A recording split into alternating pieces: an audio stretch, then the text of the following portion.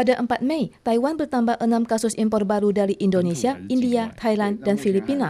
Selain itu, 1 pilot dan 1 pramugari China Airlines juga dinyatakan positif. CCC segera mengumumkan rekam jejak kedua orang ini di Taipei, yaitu ke Homi Softball di Songshan pada 29 April dan restoran dapur pribadi Haizen di Jalan Mingsen East Road.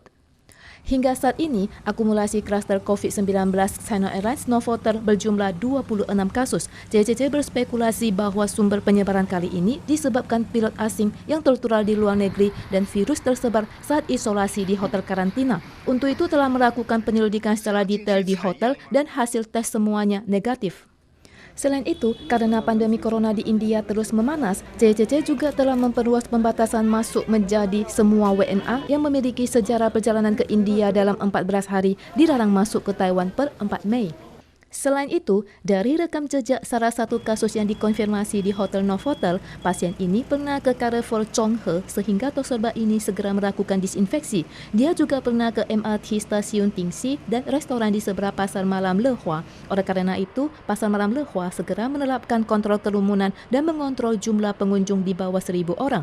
Sekolah dasar Yongping yang berada di sekitar juga mengumumkan pembatalan perayaan hari ulang tahun sekolah tanggal 8 Mei dan sekolah segera tertutup untuk umum untuk sementara waktu.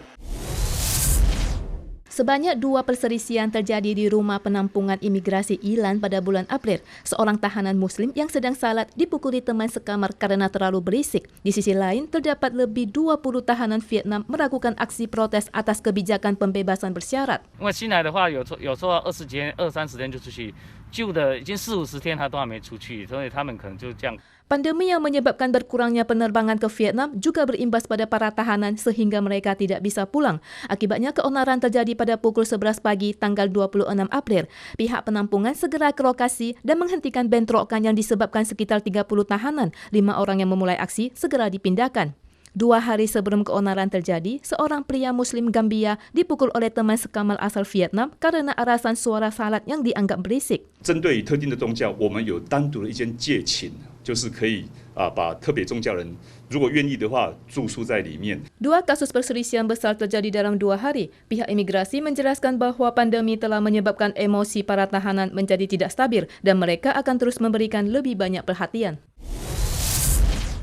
Jamuan makan malam upacara serah terima tim relawan Wolong di Selitaan, Kota Taipei yang diadakan tanggal 3 malam sedang berlangsung ketika 2 orang pria melemparkan sebuah kantong besar ke meja konter dan ribuan kecoak berhamburan keluar memenuhi meja, lorong, dan lantai restoran. Pemandangan mengerikan ini sempat menimbulkan kepanikan. Jamuan ini juga dihadiri Komisaris Polisi Kota Taipei Chen Jiachang bersama beberapa anggota Dewan dari Taipei dan New Taipei. Setelah kejadian, para tersangka melarikan diri dengan sepeda motor.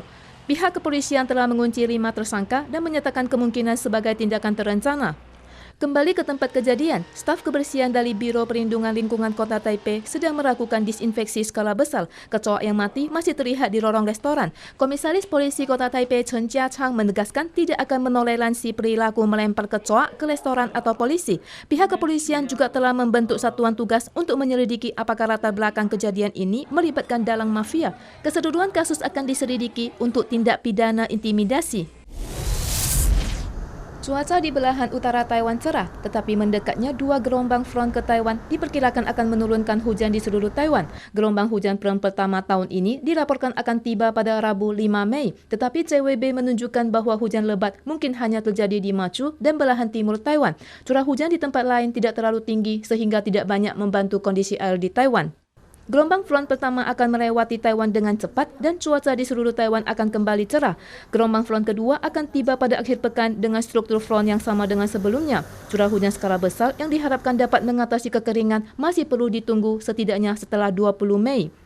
CWB mengingatkan bahwa gelombang front ini mudah membawa awan rendah dan kabut yang memengaruhi jarak pandang di Kinmen dan Machu. Angin kencang akan berhembus di semenanjung Hengchun dan pantai timur laut Taiwan. Warga yang melakukan aktivitas pantai diimbau untuk menjaga keselamatan diri.